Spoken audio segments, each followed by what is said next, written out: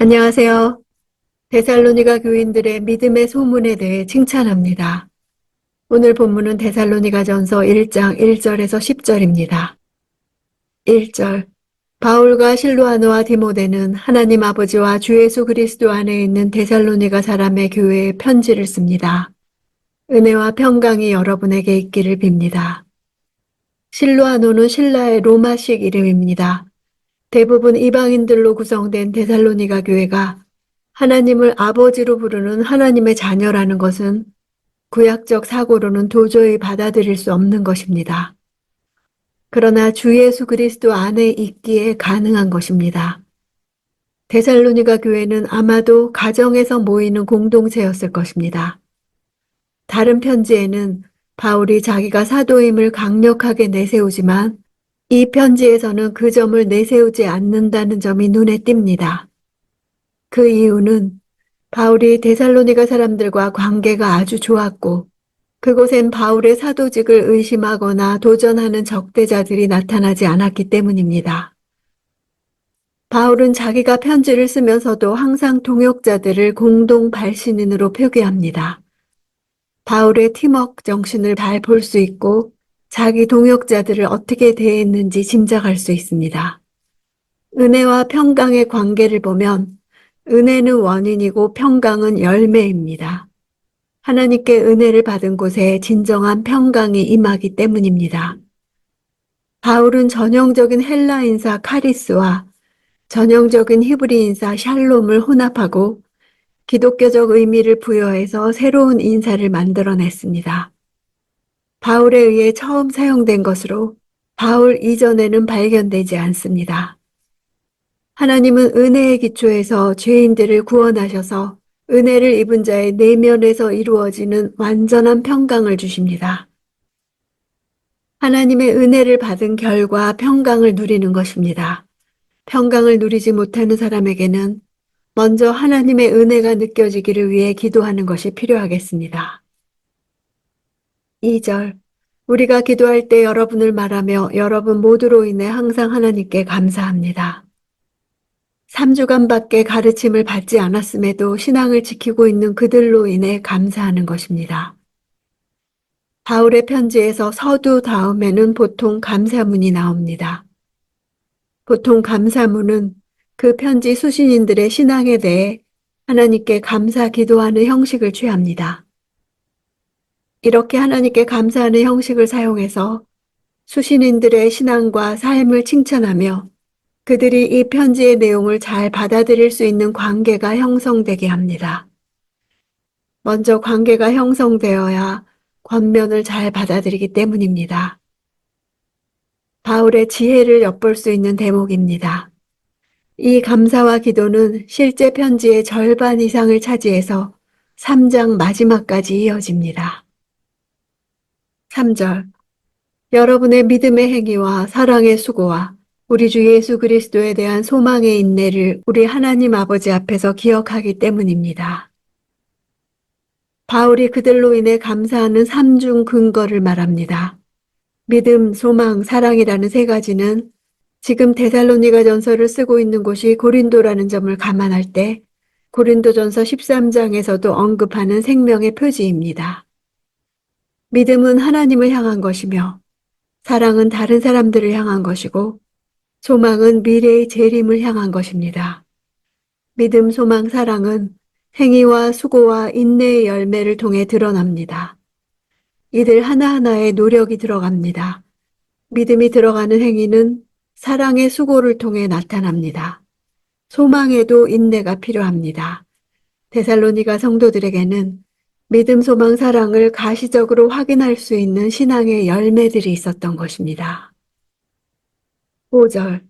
이는 우리의 복음이 여러분에게 단순히 말로만 전해진 것이 아니라 능력과 성령과 큰 확신 가운데 전해졌기 때문입니다.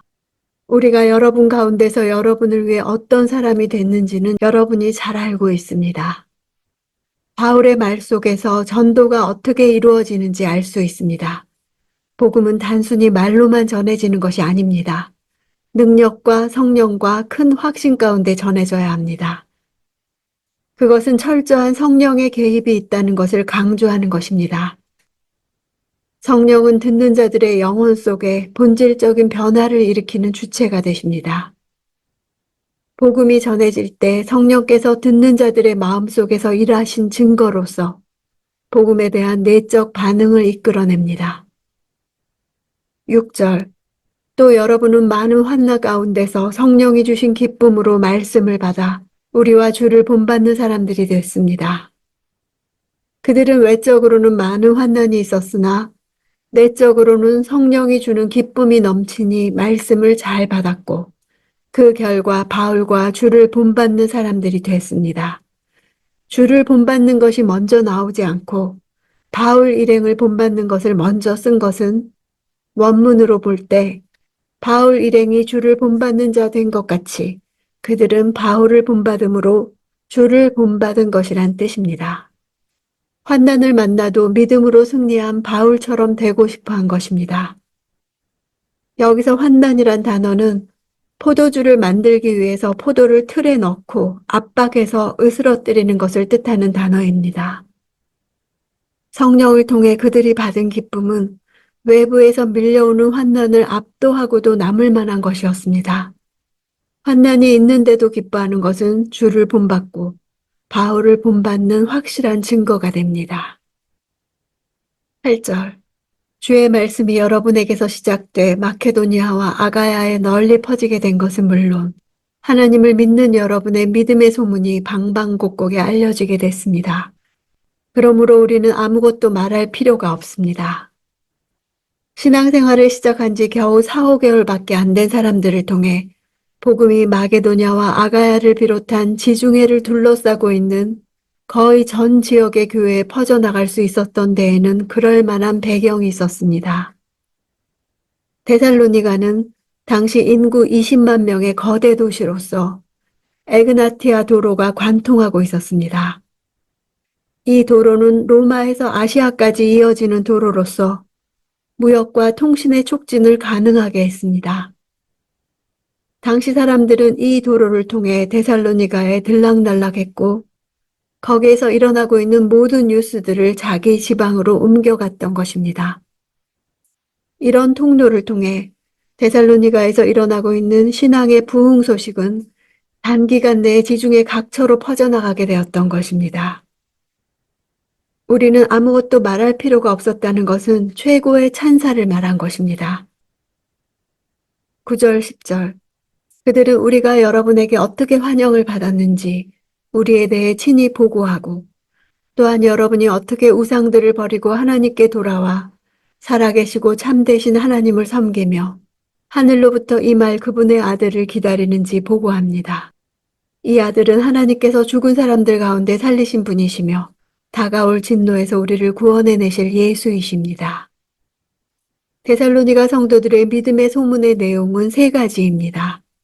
첫째, 바울 일행의 데살로니가 방문이 어떻게 이루어졌는가? 둘째는 어떻게 우상들을 버리고 하나님을 섬기는가? 셋째는 그리스도의 재림을 기다리는가 하는 것입니다. 바울은 버리고 돌아와 섬긴다는 세 동사로 그들의 회심 과정과 상태를 생생히 표현해 줍니다. 당시 데살로니가의 이교도 사회는 여러 신들을 동시에 섬기는 다신교 사회였습니다. 그런데 바울을 통해 이 세상의 진정한 신은 한 분뿐이라는 충격적인 복음을 들었습니다. 영원히 살아계셔서 활동하시는 하나님은 죽은 우상들과 너무나 분명하게 대조됩니다. 이 서신서의 주제인 데살로니가 교회의 문제 중 하나인 재림에 대한 말을 꺼내기 시작하며 1장을 마칩니다. 이때는 예수님이 승천하신 후로 약 23년 정도가 지난 뒤였습니다. 데살로니가 교인들은 이제 막 그리스도인으로서의 확신을 얻게 되었습니다. 그들은 최근에 와서야 기독교적 도덕 기준을 채택하기 시작했습니다. 핍박에 의해 심한 시련까지 겪고 있었으니 우리는 그 교회를 매우 불안한 상태에 있는 교회라고 예상할지 모르나 그렇지 않았습니다. 바울 자신이 하나님 앞에서 바르게 살아가는 모습은 데살로니가 교인들에게 있어 살아있는 복음이었습니다. 복음 전도자는 복음을 말로 선포하는 동시에 그 복음을 삶을 통해 그려내야 합니다. 그리스도의 복음을 말로는 그려내면서 삶으로는 그려내지 못한다면 영적 권위는 있을 수 없습니다. 전도가 안 된다면 내가 전하는 메시지와 일치하는 삶을 사는지 돌아볼 일입니다.